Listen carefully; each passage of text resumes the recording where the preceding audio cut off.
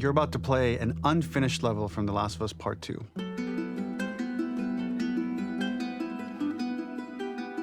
The reason we added this section is there are a few sequences, and we picked the 3 of the best ones, that we cut from the game. Often we build a game that's much bigger than what ends up being the final product. They were months away from being finished, but we wanted to give you an insight of what it's like when we built the game, because often we have this whole thing constructed and it doesn't have final art or audio or dialogue. And here you get to see the building blocks of what it's like when we first string a bunch of these levels together. This is the intro to the first deleted level, and this one is the roughest of the 3. We wanted to show more of how Jackson operates. So this is the festival where Ellie ultimately kisses Dina. This sequence would have come very late in the game as a flashback sequence while you're in the farm with Dina. And we wanted to show what is the rest of Jackson doing, and wanted to put on the stick, make it interactive. So you could see when you're outside, there are all these almost like carnival games that you can play. You could mix drinks, you could play with these kids that are playing a sort of clicker Marco Polo, sit down and listen to conversations. And all the different interactions were first or second pass, very, very early passes. The building blocks are there, but nothing is final. And ultimately, while we were very excited by this sequence, it's pretty fun and lighthearted. It just slowed things too much as we're barreling towards the end of the story at this point. So again, reminder, rough, missing audio, missing animation, missing gameplay tweaks, missing dialogue, but pretty representative of what it would have been. So enjoy.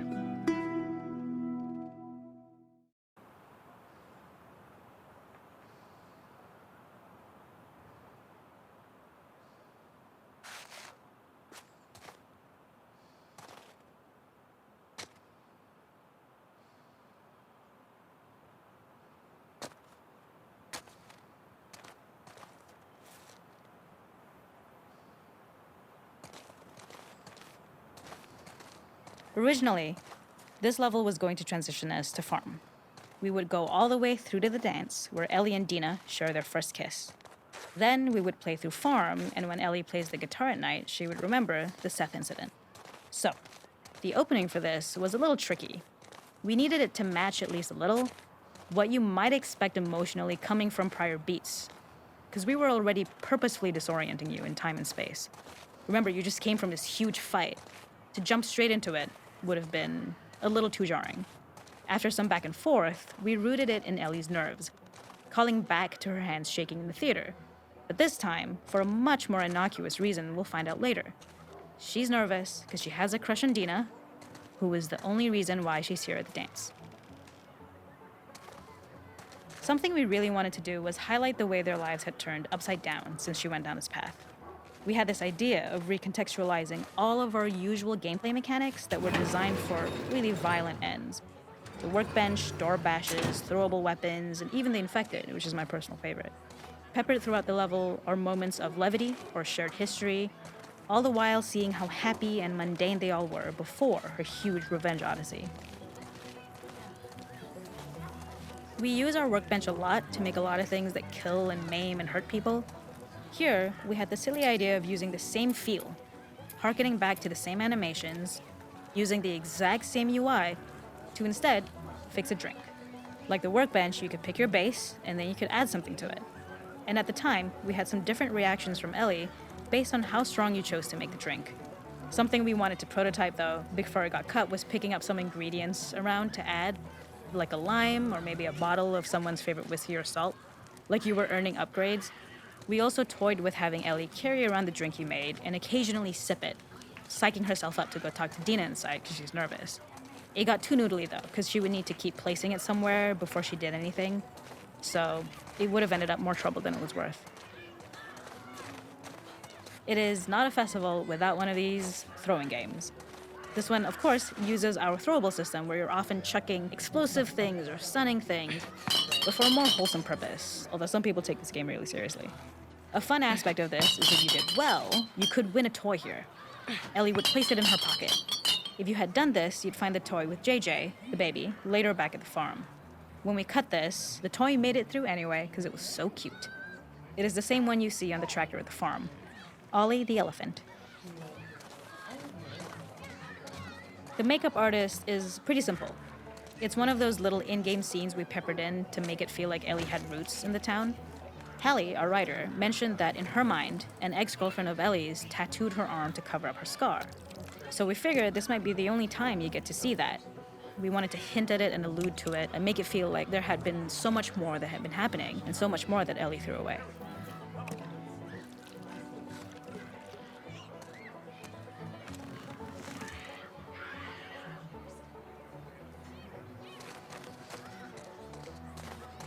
This is one of my favorite sections because I think that it achieves both the slice of life aspect of Jackson while also being a stark reminder of how dark the world that they live in really is. To attract attention and curiosity, one of the kids was supposed to make this adorable, messed up little clicker impression and the others would giggle. We tried a version where if you got close enough, the kid might try and follow you a little before turning back.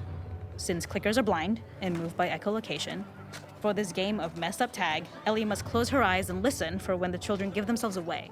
The thought was that these kids are in relative safety. They still grow up with the dangers of clickers and runners, and all those lessons would embed themselves in the games that they play. When the festival got cut, they tried to preserve this moment and move it to the front of the game where the snowball fight is, as a tutorial. However, being in the headspace of a clicker doesn't really teach you how to deal with them. Eventually, it evolved, and they instead made the snowball fight, which was, I think, way more effective. For me, it's character illuminating that not only does Ellie know this game, she plays along. There's a familiarity with the kids that's really nice to see, especially because it's such a difference from the Ellie we see later, who has a sort of hollow normalcy that she's trying to get with JJ, but kind of fails.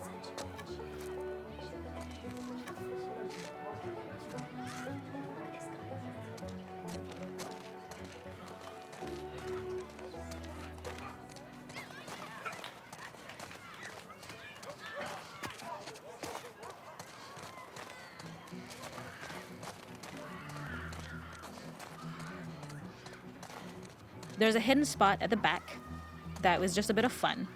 It was highlighting Jackson's normalcy with something we would find in a real world. In the back, you would find teenagers finding some alone time with each other in a dark corner of a party. It was rewarding the player for peeking into a hidden corner, but ultimately redirecting them back to the festival. We also had versions of them smoking weed here, despite Maria's consternation, probably having gotten it from Eugene.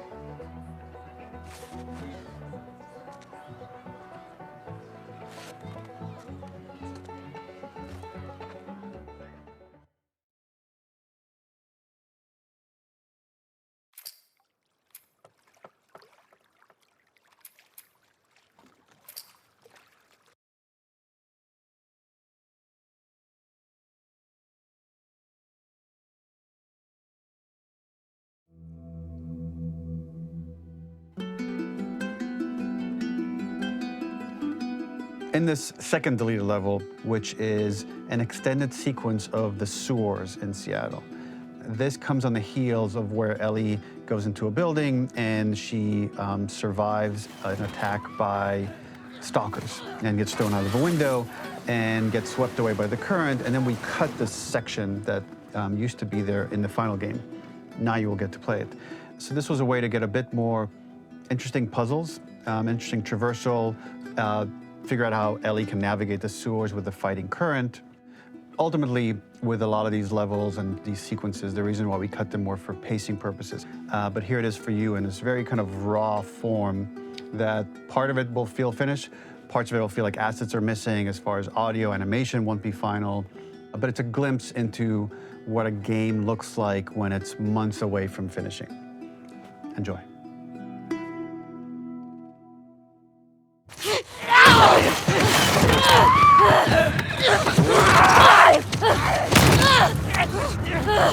Get off of me!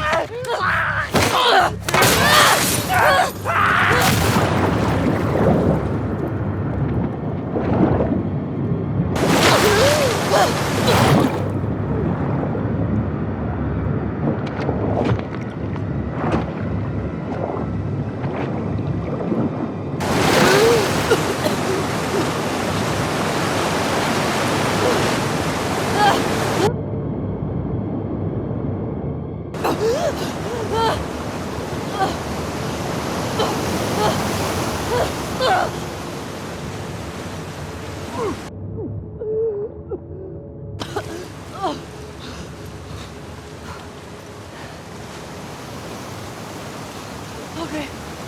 Okay.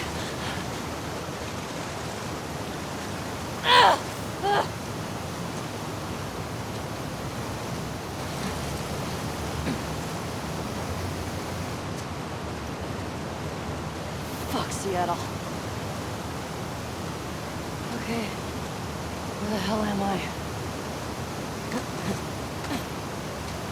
The ladder acts as an immediate goal for the player, but being able to climb out is not going to be so easy.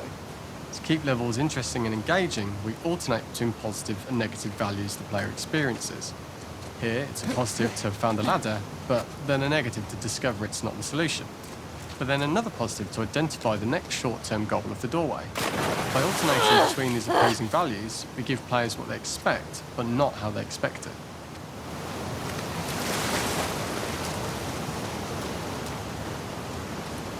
This level, internally known as Find Nora, was quite long in duration as we had to make Ellie traverse a far distance to the opposite side of downtown Seattle.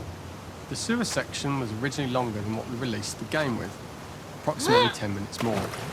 This was one of the few areas of the game that used water flow as part of a traversal puzzle.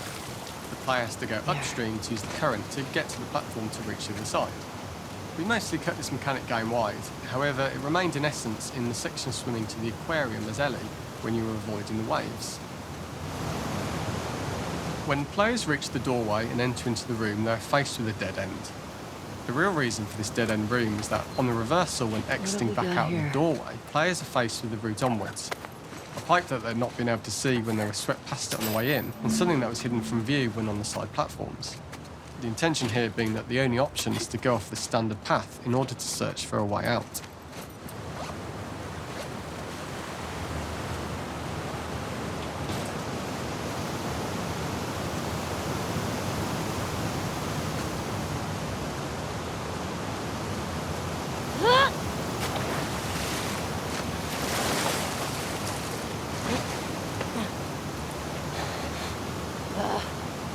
Fucking kidding me.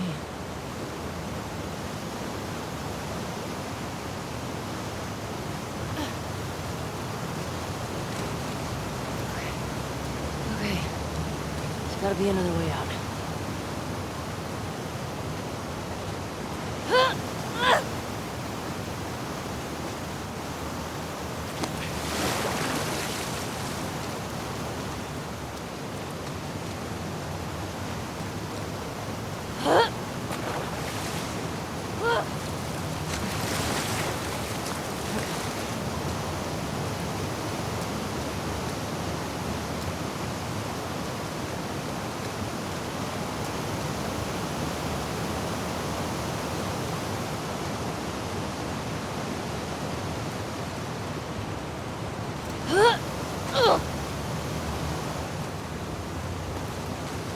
Get me the hell out of here.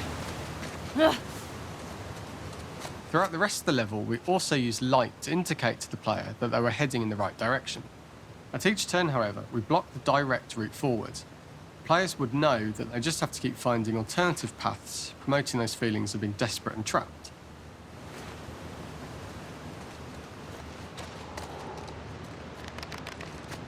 We slowly introduced the player to consider climbing into smaller pipes and crouching in these tight spaces.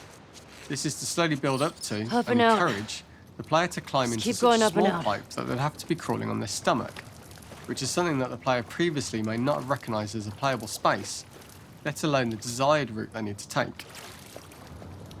We added a tiny space just to reward the player's exploration with a pickup item, and we made sure it was something that made sense that you'd find in this area.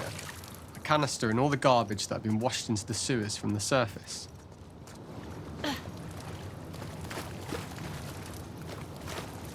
We loved the idea of making Ellie prone through a tiny, dirty pipe in order to get out, as it was a great opportunity to use our prone mechanic. A unique camera setup was created to support crawling in these pipes, as the standard prone camera is much higher above the player. We also created custom collision in order for Ellie to manoeuvre in these tight spaces easily. Initially, the oblong collision capsule around a character caused issues crawling around corners. We put extra effort into the custom corner collision, so the movement experience is as smooth as the main game. Fuck. Okay. Don't lose your shit, Ellie.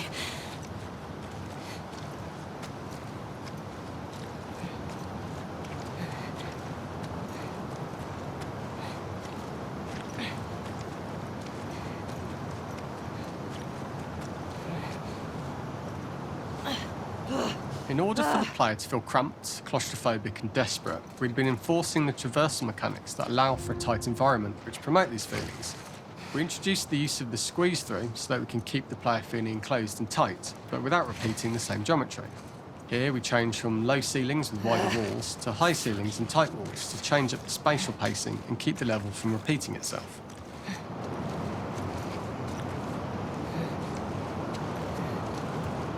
This would be a shitty place to die.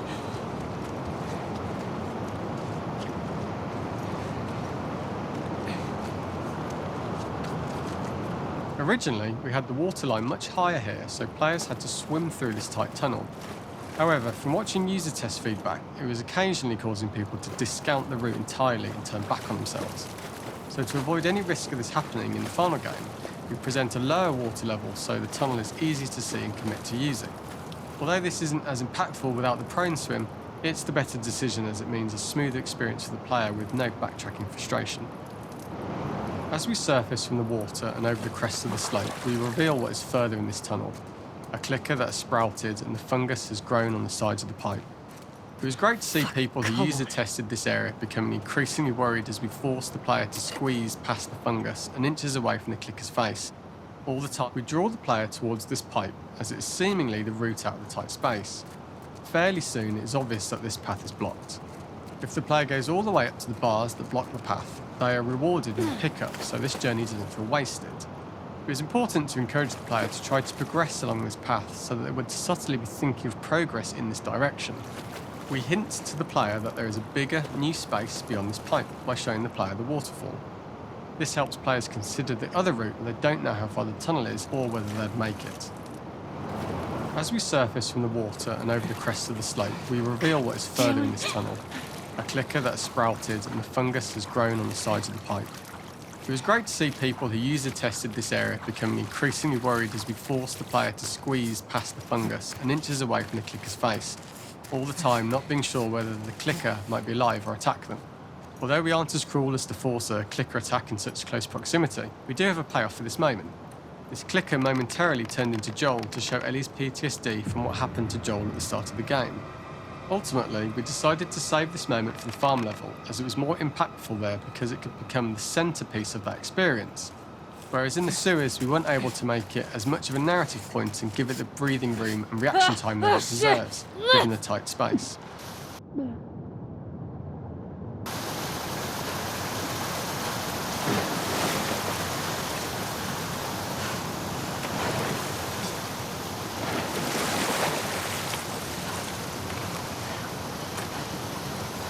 For the final section, we eventually opened you out into a wider area as you traverse through such tight spaces leading up to this. So changing the environmental pacing makes it begin to feel like we're coming to the end of Ellie's ordeal. An earlier iteration used the current that we'd shown at the start for a slightly tougher traversal puzzle to conclude the sewers. The ladder was clearly visible from most of the area, but the player was faced with a fast-flowing torrent of water they couldn't cross. If the player attempted to jump into the water, they were not able to swim across the ladder due to the water's speed. But instead, they had to traverse the pipe running along the top of the space in order to get across the water.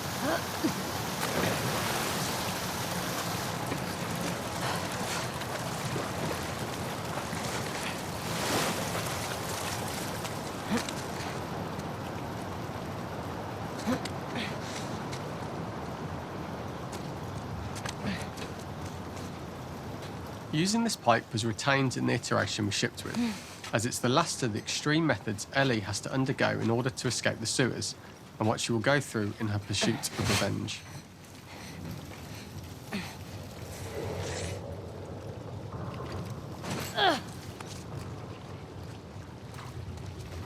The last ladder climb is quite lengthy, and although we could have trimmed it down to a shorter climb, we liked how this last segment of the journey built anticipation for whether there was success at the top or not after all you've been through.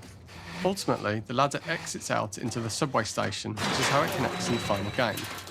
Ellie then has to find her way to the hospital from here, crossing paths with the scars for the first time.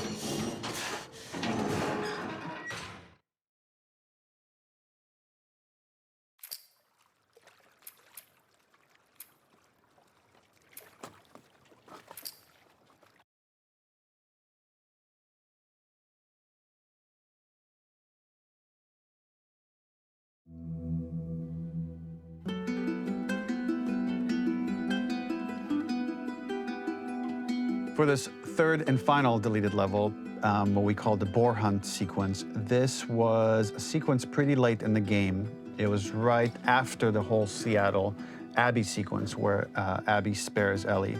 And then we wanted to come back into Ellie's story, but keep it a bit mysterious of how much time has passed, where is Ellie now? So we're coming in on Ellie and she's following a trail of blood. And we wanted to mirror in a way the deer hunt sequence from the first game, but this time do it with a boar. And there's something with Ellie that now she can't let go of this violence. She's pursuing it, even against this innocent animal. This was another opportunity to show how the violence that Ellie has experienced, the violence that she witnessed being afflicted onto Joel, is still sticking with her, and she's still experiencing these PTSD moments. This was a sequence that was pretty far along and was cut pretty late in production. Parts of it are still really rough, but the gameplay, the building blocks were all there. I think you'll have fun to see, like, again, a rough, unfinished sequence that you can play. You can see all the way to the end, and including a cinematic that we end up cutting. And the remnants of the sequence ended up being mentioned in Ellie's journal. So this part of the story that we developed still made its way into the game as kind of optional stuff that you could read about, but here you get to experience it. So as a reminder, this is pretty rough, months away from being finished, but you get to see it now.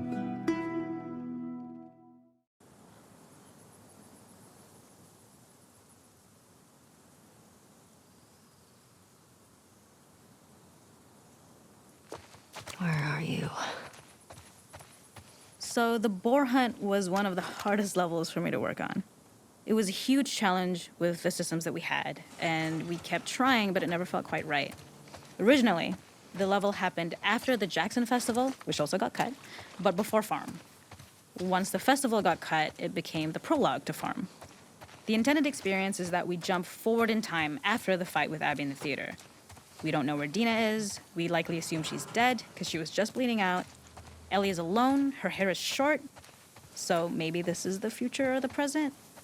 And she's hunting. Hunting who? Abby still? In early iterations of the fight, it was more arena-like. The player slowly whittles down the boar's health. Ellie gets more visceral and more vicious. We get a little worried about her. As the boar gets weaker, more panicked, more feral, and we start feeling sympathetic to the boar was the hope.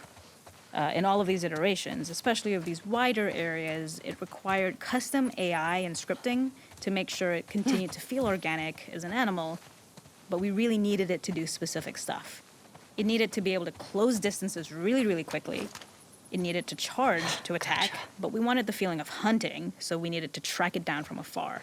And we also needed to discourage the player from attacking the boar when it's that close, or it would kind of turn into this melee kerfuffle. How do we do this in our world while keeping the boar believable?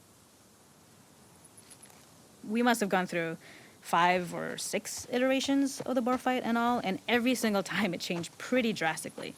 We split it into clear phases, where one was like all long range. We tried another where you're getting close and you get the jump on it quite literally. You're jumping off of a rock to attack it. And then finally, we tried a bunch where you almost sort of go around a bunch of trailers and try and wrestle it. We uncovered after some time that taking down a boar over several phases felt very laborious and a little dramatic. It was comically long, it felt too boss-like, a little too gamey. We decided to cut the first few phases, and we opted for a cold open after the boar had already been hurt off screen. So that allowed us to focus on feeling like we're closing in on prey and to introduce the boar when it was at its most dangerous. Already hurt, already feral, much too close for comfort. And so the thinking was it would bring us more into Ellie's mindset. Is this really hunting for food, or is she hunting for some other reason? The gas station was built to highlight the boar's destructiveness. Since it's cramped, the boar feels larger. We also feel trapped with it, or perhaps it's trapped with us. When it charges, it gets to us quickly, so we must be on our toes. This made it more aligned with Ellie's sort of hunting for trouble mindset. Listening became more important, as well as moving around slowly so it didn't hear you. Could you spot it before it saw or heard you? And could you get a shot off quickly enough so you could dodge out of the way? Or is the shot worth the cost after? It feels like a gamble. By the end of the fight, everything would likely be in shambles. The boar would burst through the back, and Ellie would follow it and finally enact revenge.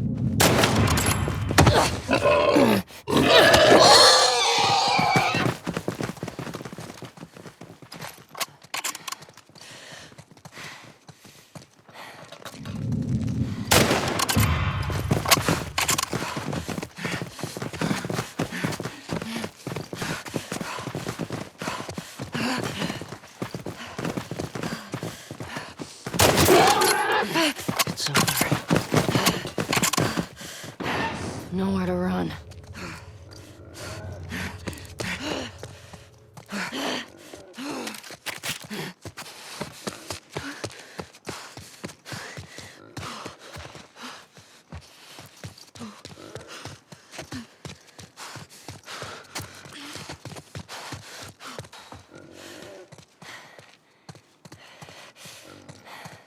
The boar kill was supposed to be anything but glorious.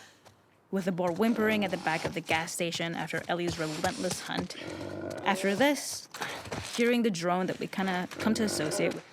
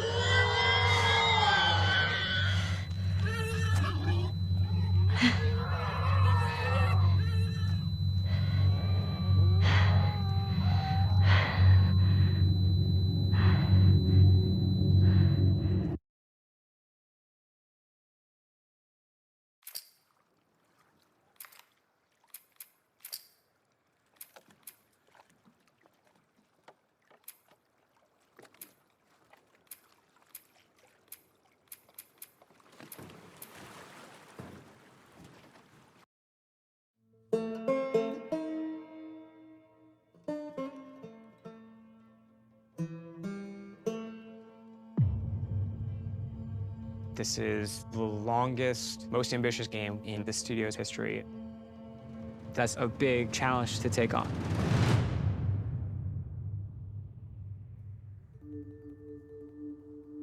The Last of Us was this beloved game that won all these awards. So many people were like, Last of Us 1 is perfect. They shouldn't make a sequel. My hope is it's going to make the first game even greater. That's the thing I love about the beginning of a project. It's like, it's all optimism. This is going to be the game that I always dreamed about making. Let's do something new. Let's take risks. Let's kill Joel right away. Let's just kill him. I was like, what? Yeah, let's do it. You're gonna piss a lot of people off. The scope on this game is extraordinary. I'm confident in the game if we finish it. I'll be frank, it's not looking great. I'm feeling burned out. I can't crunch like I used to. We started having these leaks. It was awful. There were a lot of days where I would just cry. And then there's these rumblings of this pandemic. Are people going to want to play a game that takes place in a pandemic when there's a real pandemic? Ever gonna finish this game?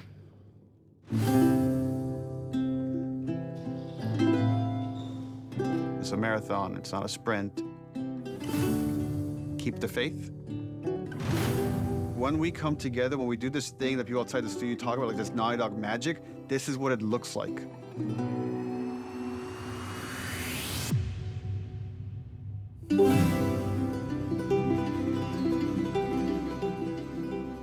Or Joel doesn't die. So then what happens is all of us become friends. Blair!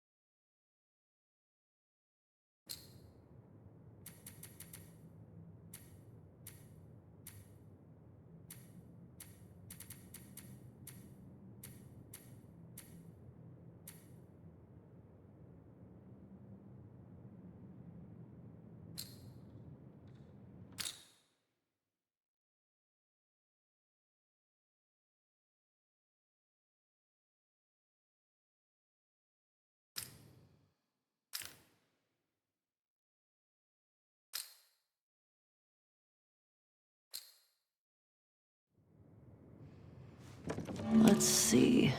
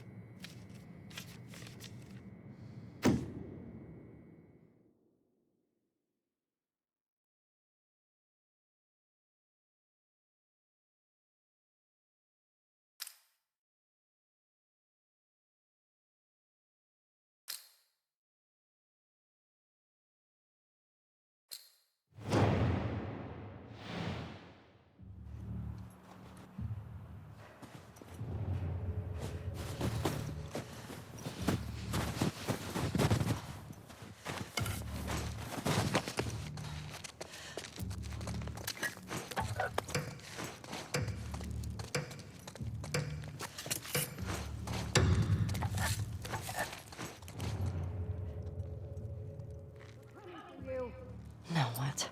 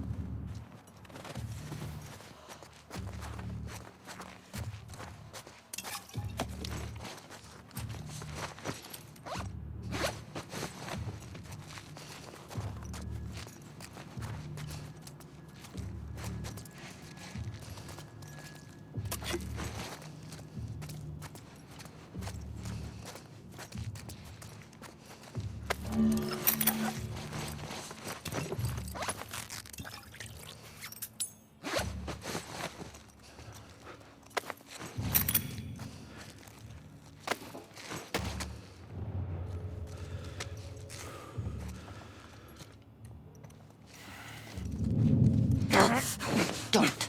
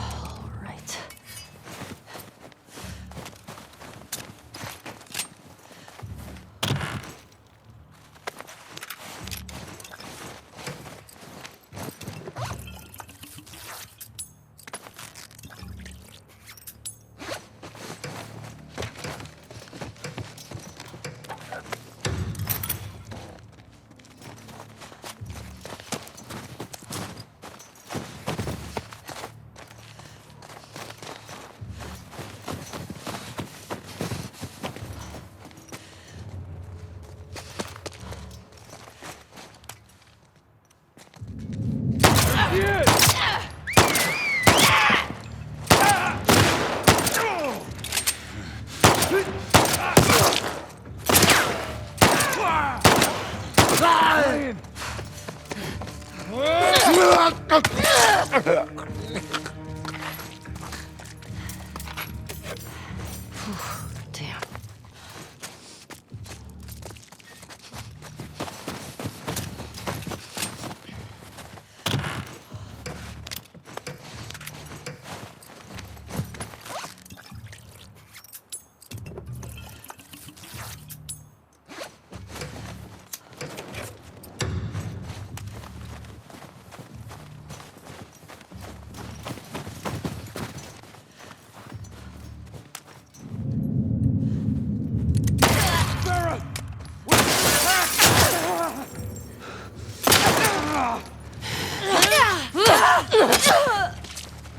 God damn.